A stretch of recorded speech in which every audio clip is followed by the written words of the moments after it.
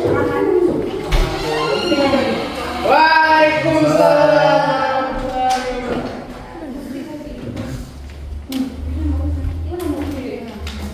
Apa kabar semuanya? Baik, Bu. Nah, alhamdulillah. Sehat semua? Sehat, Bu. Baik. Sebelum kita mulai pembelajaran, Ibu mau tanya dulu nih, kira-kira ada yang mau izin ke kamar mandi? Enggak, Bu. Baik, kalau tidak ada yang mau izin ke kamar mandi, tolong dicek depan belakangnya udah rapi belum? Samping kanan, samping kirinya. Sudah, Bu. Tengok bawahnya ada sampah. Udah aman? Aman. Udah, baik. Kalau sudah aman, kita akan mulai pembelajaran. Sebelum kita mulai pembelajaran, ada baiknya kita membaca doa terlebih dahulu. Tolong ketua kelas dipimpin doanya. Amin, amin ya rabbal alamin. Semoga pembelajaran kita hari ini dengan pembacaan doa diberi keberkahan, kemudahan dan kelancaran dalam pembelajaran hari ini ya. Amin. Sebelumnya Ibu absensi dulu ya. Baik, Bu. Bu Nadia, Hai, Bu. Marita, Hadir, Bu. Rosa, Saya, Bu. Alfi, Melda, Hadir, Bu. ada yang nggak hadir? Ada, Bu. Ada, Bu. Siapa? EN. Kenapa dia nggak hadir? Kaki gigi katanya. Ya, bilang sama dia ya. Semoga besok dia bisa masuk sekolah balik ya. Ya, Bu. Baik, kita telah melakukan absensi. Sekarang kita akan mulai pembelajaran kita hari ini. Sebelumnya Ibu mau tanya dulu, kira-kira pada minggu lalu kita belajar tentang apa? Ada yang masih ingat? Gak ada. Pada minggu yang lalu kita telah mempelajari mengenai teori masuknya Islam di Indonesia. Kira-kira ada yang tahu teorinya apa? Ya, Bu. Apa? Silakan Maya. Teori jalan. Ya, ada. Arab. Hmm. Teori Persia. Ya. Teori Cina. Ya, baik. Terima kasih. Kita beri aplaus dulu kepada Maya. Ya, baik. Minggu kemarin kita telah mempelajari mengenai teori masuknya Islam di Indonesia. Ada 4 teori. Teori Gujarat, teori apa lagi? Arab. Teori Arab, apa lagi? Persia. Ada lagi? Cina. Nah, baik. Pada hari ini kita akan melanjutkan pembelajaran kita, yaitu mengenai pola penyebaran agama Islam di Indonesia. Dah. Melek. Kira-kira ini ada yang tahu gambar apa? Ada nampak anak? Tahu, Bu. Gambar apa? Ya, benar sekali ya. Beri aplaus dulu kepada kita semua. Baik. Pada hari ini tujuan pembelajaran kita yaitu memahami bagaimana agama Islam itu menyebar di Indonesia, baik melalui jalur perdagangan, pendidikan, pernikahan, dan interaksi sosial lainnya. Yang kedua yaitu ada mengembangkan kesadaran akan pentingnya toleransi dan kerukunan. Dan yang ketiga ada memahami bagaimana peran kerajaan Islam di Indonesia dan tokoh-tokohnya.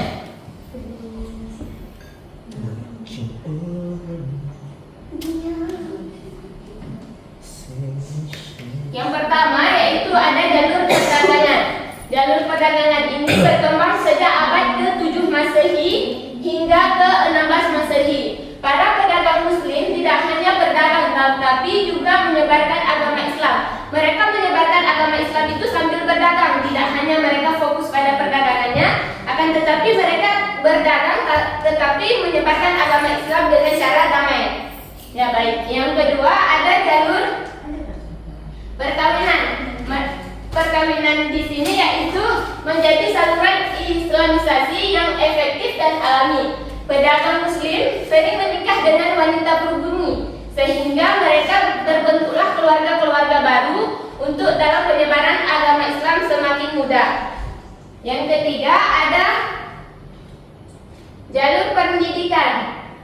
Jalur pendidikan ini bisa dikatakan di sini pondok pesantren ya dalam penyebaran agama Islam. Yang mereka merupakan pondok pesantren merupakan fondasi yang sangat strategis dalam kemajuan Islam Indonesia. Islamisasi melalui jalur pendidikan dilakukan melalui keberadaan pesantren. Karena kalau di pesantren anak-anak pasti belajar tentang agama, lebih fokus ke agamanya. Sehingga mereka setelah lulus itu mereka disuruh untuk menyebarkan agama Islam dengan cara yang baik seperti mereka pelajari di pesantrennya.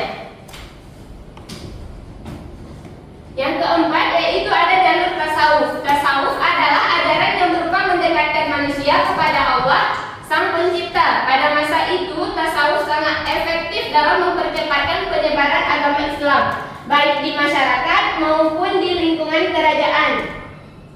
Dan untuk selanjutnya yaitu ada jalur seni dan budaya. Penggunaan seni sebagai media dakwah, mereka sering menggunakan alat musik tradisional, apalagi mereka menggunakan pada anak-anak kecil yang sering dan suka memainkan alat-alat musik tradisional. Dan yang selanjutnya ada jalur dakwah. Penyebaran agama Islam dilakukan dengan cara jalur dakwah yang disebarkan dengan cara berdamai. Dan berikutnya ada beberapa tokoh utama dalam penyebaran agama Islam di Indonesia. Yang pertama ada Maulana Malik Ibrahim. Yang kedua ada Sunan Ampel. Dan yang ketiga ada Sunan Bonang. Yang keempat ada Sunan Raja. Dan yang kelima ada Sunan Giri. Dan keenam ada Sunan Kalijaga. Ketujuh ada Sunan Kudus. Dan kedelapan ada Sunan Muria. Dan yang kesembilan ada Sunan Gunung Jati. Setiap mereka itu memiliki peran masing-masing. Ada yang mendirikan pesantren, dari pesantren itu mereka untuk menyebarkan agama Islam dengan cara baik, damai. Dan ada juga yang melakukan dengan cara kesenian, seperti yang Ibu katakan tadi, melalui alat-alat musik tradisional. Dan ada juga yang mereka melalui seperti berdagang. Dan ada juga melalui jalur untuk membentuk satu wilayah, dan mereka membentuk di situ ada misalnya dari agama Hindu dan Buddha, mereka bergabung di situ hingga mereka nanti menyebarkan agama Islam. Dan untuk selanjutnya lebih efektif, Ibu akan menayangkan sebuah video.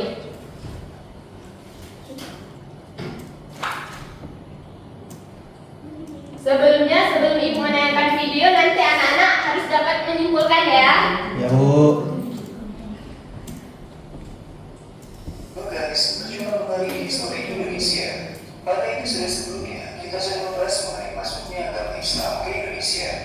Kemudian, pertanyaannya adalah, mengapa Islam dapat berkembang secara damai sehingga mendapatkan sambutan baik dari masyarakat kita? Fakta keterbukaan dan keramahan masyarakat kita juga turut tampil dalam penerimaan agama Islam sebagai agama baru. Diperhatikan ya. Selain itu, untuk memeluk agama Islam syaratnya sangat mudah, yaitu hanya dengan membaca 2 kalimat syahadat saja. Begitu pula dengan tata cara peribadatannya. Tak perlu agar Islam juga tidak mengenal sistem kasta seperti agama Hindu. Dalam Islam, semua orang memiliki derajat yang sama di masyarakat. Perkembangan Islam di Nusantara juga sangat dipengaruhi oleh jalur-jalur penyebarannya, sehingga perkembangannya sangat besar dan luas. Adapun jalur-jalur penyebaran Islam di Nusantara diantaranya jalur perdagangan. Menurut penjelajah sekaligus penulis Salman Lubis Pampiris, Nusantara merupakan jalur perdagangan internasional yang sangat ramai.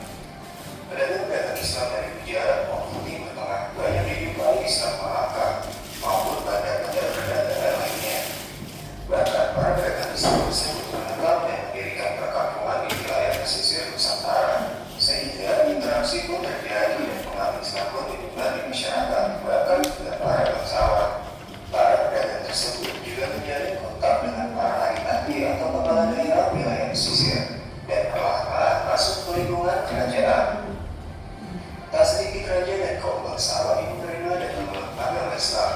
Hal ini turut pula mempengaruhi kehidupan religi rakyat kerajaan yang dengan sukarela mengikuti agama sang raja. Saluran penyebaran Islam selanjutnya yaitu melalui jalur dakwah. Dalam agama Islam, golongan ulama atau pemuka agama berkewajiban untuk menyebarkan ajaran Islam ke seluruh masyarakat. Peranan kaum ulama dalam penyebaran Islam sangat efektif ketika menyebarkan Islam di Pulau Jawa dan berbagai penampilannya, guys. Penyebaran Islam yang kedua yaitu jalur perkawinan. Perkawinan terjadi antara pedagang-pedagang Islam maupun kaum. Pernikahan juga terjadi antara sesama bangsawan berbeda keyakinan. Seperti contohnya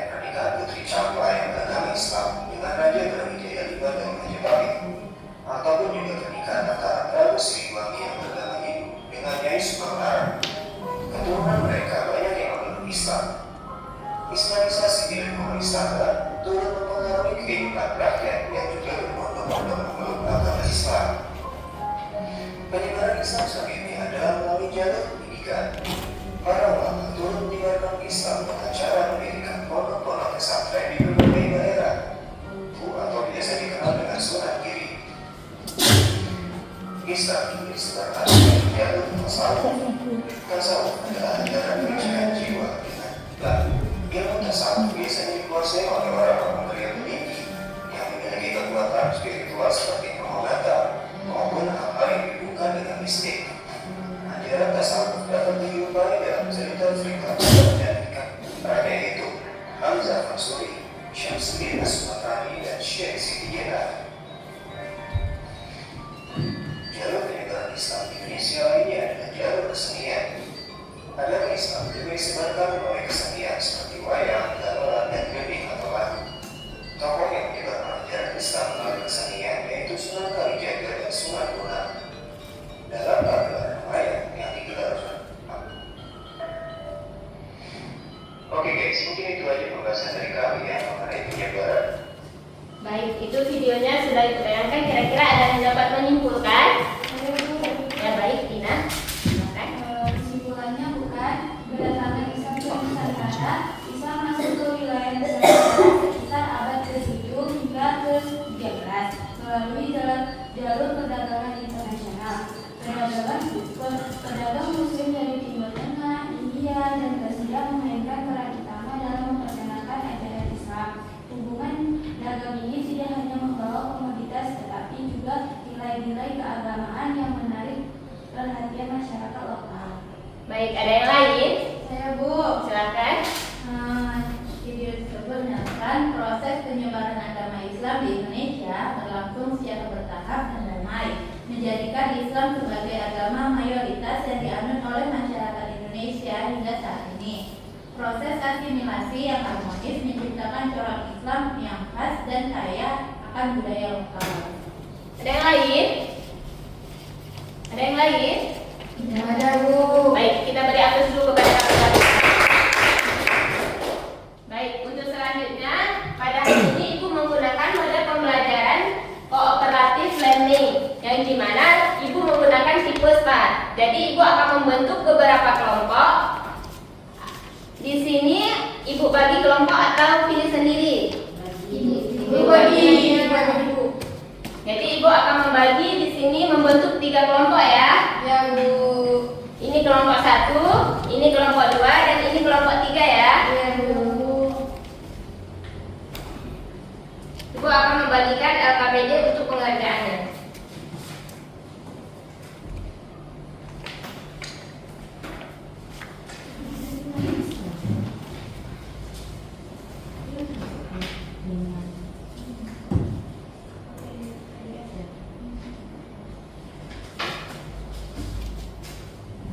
Baik, di sini kalian harus mengerjakan dua bentuk. Yang satu mengenai jalur perdagangan dan yang satu lagi harus kalian isi tokoh-tokoh ini. Apa yang kalian tahu mengenai yang pertama ada Sunan Gresik, Sunan Ampel, dan yang lain-lainnya ya. Baik, Baik, Bu. tolong duduk dulu masing-masing kelompok.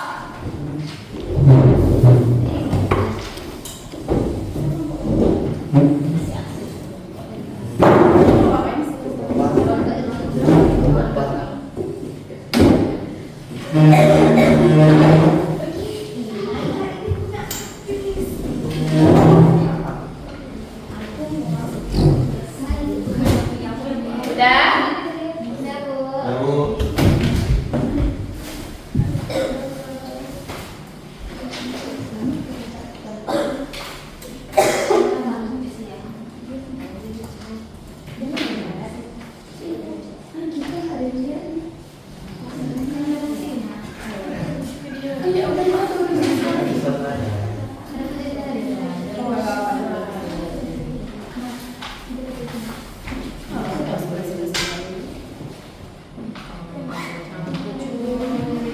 Baik. Tolong dikerjakan ya. Ya, Bu. Nanti Ibu minta yang dipresentasikan hasil dari yang tokoh-tokoh penyebarannya ya. Bu.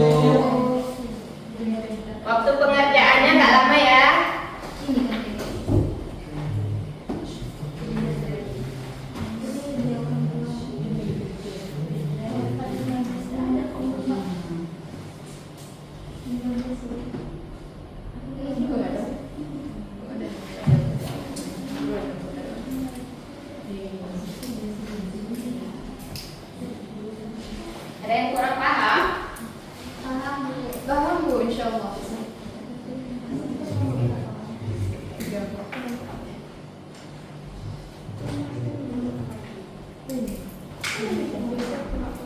Ada yang kurang paham? Ini semuanya diisi Bu ya? Ya, isinya bagus ya, yang rapi. Ini nanti di Bu. Iya. Kalau sudah siap, dan sama ibu ya. Ya Bu.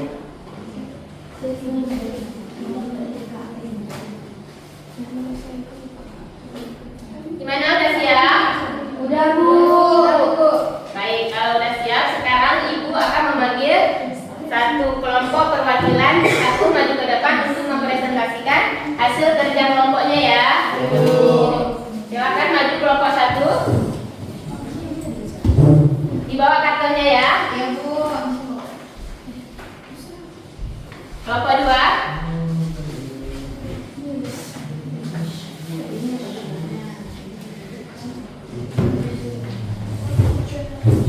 Ini tolong dipegang ya. Kasih nampak sama kawan-kawannya hasil pengerjaannya. Kelompok tiga, silakan maju.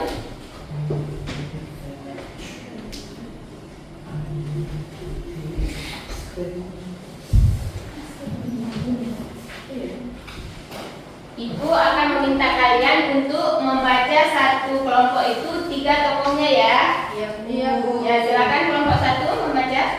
Yang pertama ada Maulana Malik Ibrahim atau yang dikenal dengan Sunan Gresik. Nama aslinya ialah Maulana Malik Ibrahim, diperkirakan lahir di Uzbekistan, Asia Tengah. Daerah yang ditujunya pertama kali yaitu Desa Sembalo, desa yang masih berada dalam wilayah kekuasaan Majapahit. Desa Sembalo sekarang adalah daerah Leran, Kecamatan Mayal. Lokasinya sekitar 9 km arah utara kota Gresik. Maulana Maghribi meninggal pada tahun 1419 usai membangun pondoknya yang digunakan sebagai tempat belajar agama di Leran. Yang kedua ada Sunan Ampel. Sunan Ampel memiliki nama asli Raden Rahmat dan ia merupakan putra dari Syekh Maulana Ibrahim. Dan Sunan Ampel datang ke Pulau Jawa pada tahun 1443 Masehi bersama adiknya Said Ali Murtado. Dan yang ketiga ada Sunan Bonang. Sunan Bonang adalah anak dari Sunan Ampel atau cucu dari Maulana Ibrahim. Nama aslinya Sunan Bonang adalah Raden Makdum Ibrahim. Sudah buruk. Ya, baik, kita beri doa untuk kepada kelompok satu. Lanjutkan kelompok dua. Baik, saya dari kelompok 2 ingin mempresentasikan hasil kerja kami. Yang pertama itu ada Sunan Derajat. Nama asli Sunan Derajat adalah Raden Kasim yang kemudian mendapat gelar menjadi Raden Syafaruddin. Sunan Derajat diperkirakan lahir pada tahun 1470 Masehi. Ia adalah putra dari Sunan Ampel yang terkenal karena kecerdasannya. Ia juga saudara dari Sunan Bonang. Sunan Derajat berdakwah di sebuah desa bernama Desa Derajat, Kecamatan Paciran, Lamongan, Jawa Timur. Nama desa ini adalah yang kemudian dijadikan sebagai sebutan Sunan Derajat. Yang kedua ada Sunan Giri. Sunan Giri adalah nama salah seorang wali songo dan pendiri kerajaan Giri Kedaton. Sunan Giri memiliki nama asli Maulana Aisun Yakin. Yang ketiga ada Sunan Kalijaga. Ia merupakan tokoh wali songo yang paling terkenal di antara 9 wali lainnya. Teksnya Bu. Dan kita beri aplaus dulu pada kelompok dua. Silakan nah, kelompok tiga dilanjutkan. Baik Bu. Saya dari perwakilan dari kelompok 3. Yang pertama itu ada Sunan Kudus. Sunan Kudus memiliki nama asli Ja'far Shadiq. Sunan Kudus itu lahir dan besar di Kudus, bahkan sampai meninggal pun di kota Kudus. Perjuangannya menyebar agama Islam tak bisa dipandang remeh. Dia berdakwah di desa masyarakat di mana agama Hindu dan Buddha. Sunan Kudus mengenalkan tradisi dakwah dengan menghargai adat istiadat yang lama dianut warga sekitar. Itu masjid yang dibangun juga tidak berbeda jauh bentuknya dari candi milik orang Hindu. Pada tahun 1550 Sunan Kudus meninggal dunia saat menjadi imam salat kubur di Masjid Menara Kudus yang dimakamkan di kawasan Masjid Menara Kudus. Kemudian ada Sunan mulia. Nama kecilnya adalah Raden Prawoto. Dia adalah putra dari Sunan Kalijaga. Nama mulia diambil dari tempat tinggalnya di lereng Gunung Muria yang berjarak sekitar 18 km ke utara kota Kudus. Kemudian ada yang terakhir ada Sunan Gunung Jati. Sunan Gunung Jati memiliki nama asli Syarifah Hidayatullah. Dia berdakwah di daerah Cirebon di sana. Di sana Sunan Gunung Jati mendirikan kerajaan Cirebon melepaskan diri dari pengaruh Pajajaran. Sekian, Kita terima beri kasih. aplaus kepada kelompok 3. Yang tugasnya dikumpulkan bisa balik lagi ke tempat ini.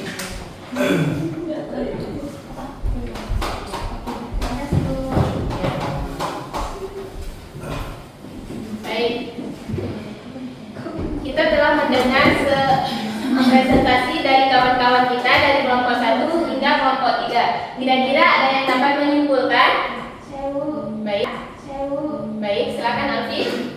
Proses masuknya agama dan kebudayaan Islam ke Indonesia pada umumnya berjalan dengan damai. Jalur-jalur penyebaran Islam melalui jalur perdagangan, jalur perkawinan atau pernikahan, jalur pendidikan, jalur tasawuf, jalur seni dan budaya, dan jalur dakwah. Ada yang lain? Ada yang lain yang menyimpulkan? Saya Bu. Ya, silakan Melda.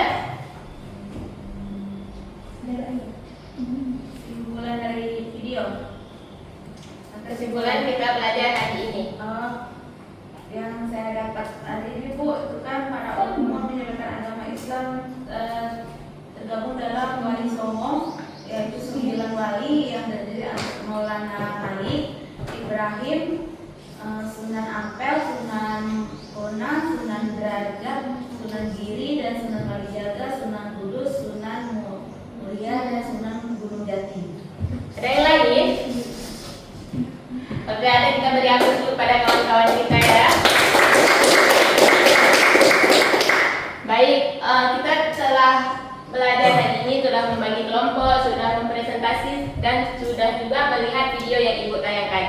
Untuk selanjutnya, Ibu akan memberikan soal evaluasi.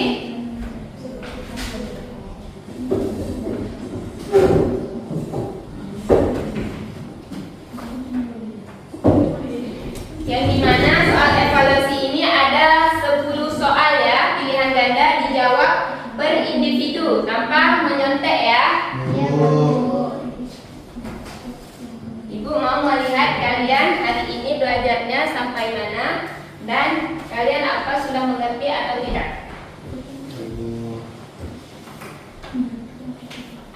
Waktu pengerjaannya 5 menit ya. Ya Bu.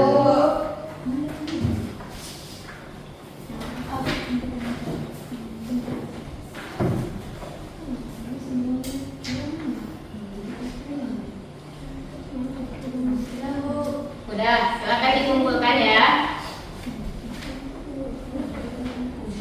Ada nak?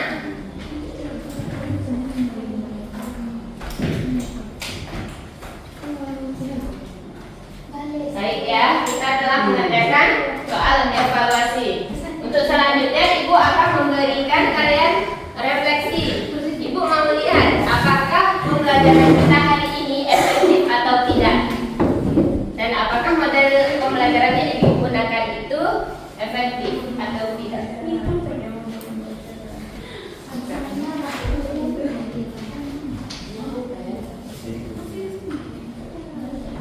Dikerjakan ya.